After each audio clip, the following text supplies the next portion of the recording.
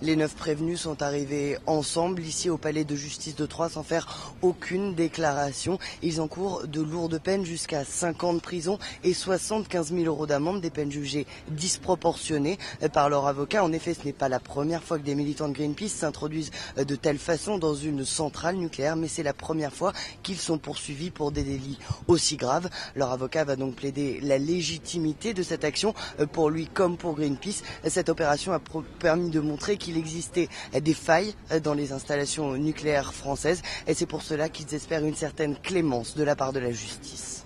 Le jour même, on a Claude Guéant qui avoue qu'il y a des dysfonctionnements. 15 jours après, il y a le Premier ministre François Fillon qui demande un audit sur la sécurité des installations pour faire suite à l'action de Greenpeace.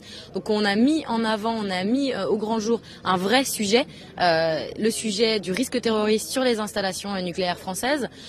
Et sans nous, ce sujet n'aurait peut-être jamais été traité.